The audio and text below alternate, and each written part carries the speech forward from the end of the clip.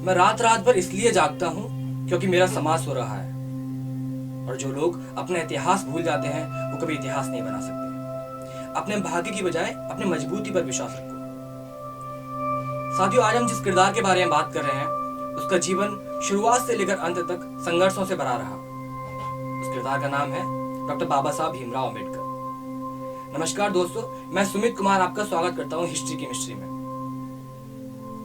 आज की इस वीडियो में हम आपको बताएंगे कि किस तरीके से डॉक्टर बाबा साहब अंबेडकर को छुआछूत के दंश और उसकी गहन पीड़ा को बचपन से ही सहन करना पड़ा था। आइए इत्मीनान से देखिए।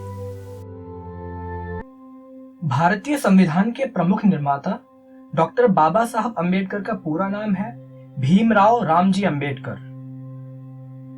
अंबेडकर का जन्म मध्य प्रदेश के एक छोटे से शहर मऊ में एक अछूत परिवार में 14 अप्रैल 1891 को हुआ था।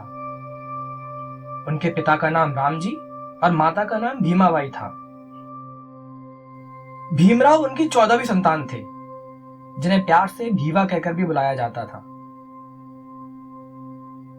अंबेडकर के पिता रामजी मऊ सैनिक स्कूल के प्रभारी सूबेदार थे और 1893 के आसपास रामजी सेना से सेवानिवृत्त होते हैं और रत्नागिरी तहसील में काप दापोली गांव में अन्य सेवानिवृत्त सैनिकों के साथ स्थायी रूप से रहने के लिए प्रस्थान करते हैं। सन 1894 के आसपास दापोली नगर परिषद की पाठशालाओं में अछूत विद्यार्थियों का प्रवेश निषेध था, तो रामजी सूबेदार अपने परिवार सहित बम्बई आ पहुंचे। वहां से उन्होंने सेना के अधिकारियों को निवेदन पत्र भेजे और परिणाम स्वरूप सतारा पीडब्ल्यूडी के दफ्तर में स्टोर कीपर की नौकरी प्राप्त की। सतारा की फौजी छावनी में बसे कोंकणवासी महार पेंशनर परिवारों के साथ रहते हुए भीम का बचपन बीता और यहीं पर उनकी प्राथमिक शिक्षा भी संपन्न हुई। भीमराव अंबेडकर के नामकरण के पीछे एक कहानी है। दरअसल महाराष्ट्र में एक आम प्रथा है जहां कर शब्द से समाप्त होने वाले सभी नाम स्थान सूचक होते हैं, तो रामजी ने निम्न जाति को दर्शाने वाले उपनाम के स्थान पर पुश्तैनी गांव के नाम का प्रयोग करने का निर्णय लिया। भीमराव के गांव का नाम अंबावाड़े था, तो इस आधार पर उनका नाम अंबावाड़ेकर होना चाहिए था। लेकिन उनके कैंप स्कूल में एक ब्राह्मण शिक्षक पढ़ाया करते थे जिनका नाम अंबेडकर था, और उस शिक्षक ने उन्हें न केवल अपना नाम दिया बल्कि दोपहर की छुट्टी में वे भीमराव को खाने के लिए रोटियां भी दिया करते थे। सन 1927 के करीब जब मास्टर साहब बाबा साहब से मिलने आए तो बाबा साहब उन्हें देखकर गदगद हुए थे और उनका गला भराया था। बचपन में भीमराव को सतारा में रहते हुए अस्पृश्यता के प्रहारों को सहन करना पड़ता था। उनके सिर के बाल काटने के लिए कोई भी हजाम तैयार नहीं होता था, इसलिए उनकी बड़ी बहन ही उसकी हजामत बनाया करती थी। अकाल के दिनों में एक बार रामजी सूबेदार को गोरे गांव के पास काम पर तैनात किया गया था, तो जब भीम अपने भाई और भांजों को साथ लेकर रेलगाड़ी से गोरेगांव पहुंचे तो स्टेशन से गांव तक पहुंचने के लिए उन्हें और उनके साथियों को अछूत होने के कारण कोई भी गाड़ीवान अपनी गाड़ी में ले जाने के लिए तैयार ही नहीं हुआ। आखिर में जब एक बैलगाड़ी वाला मान भी गया तो उसने बैलगाड़ी चलाने से मना कर दिया। आखिरकार बैलगाड़ी भीम को हाँकनी पड़ी।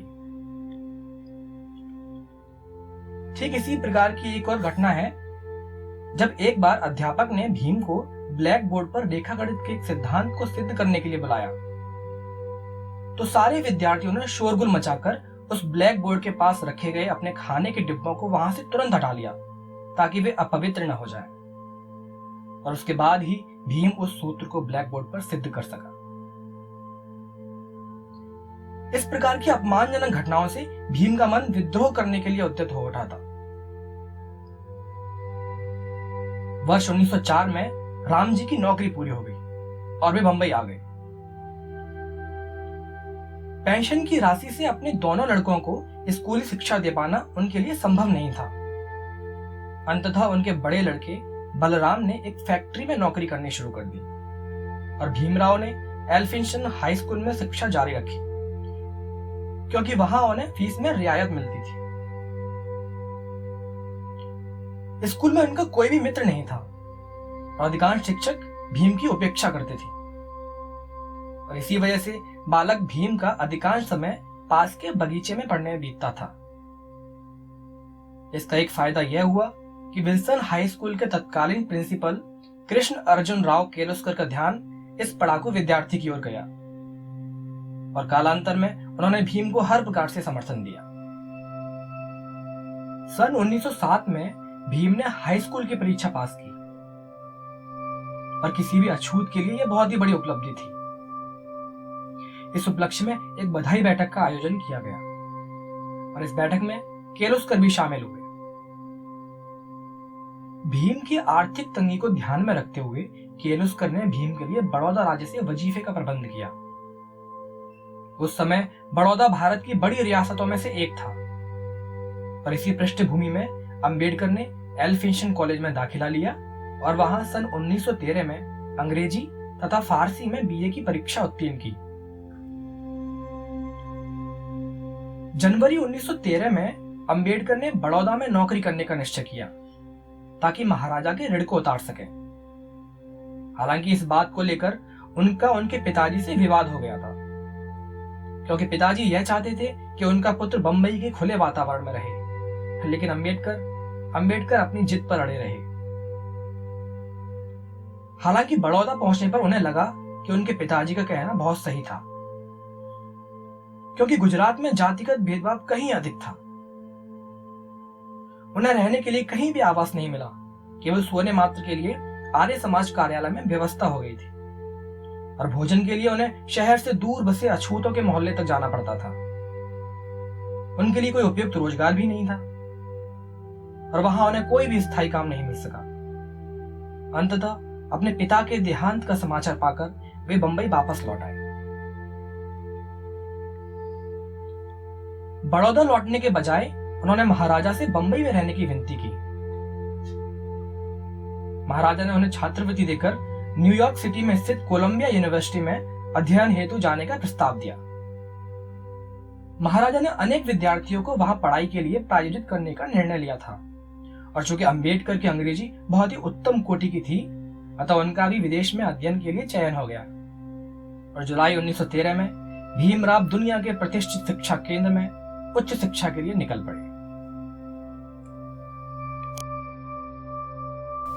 साथियों, बाबा साहब के साथ होने वाला यह अन्याय और भेदभाव यहीं समाप्त नहीं होता है। बाबा साहब अपनी पढ़ाई के लिए विदेश जाते हैं और फिर भारत वापस आते हैं तो उन्हें इसी तरीके की समस्या को सामना करना पड़ता है। आगे की कहानी जानने के लिए आप बने रहिए हमारे साथ हिस्ट्री की मिस्ट्री में। आपको ये वीडियो पसंद आई हो तो लाइक कीजिए, शेयर कीजिए और हाँ, सब्सक्राइब करना ना भूलिएगा। जय हिंद।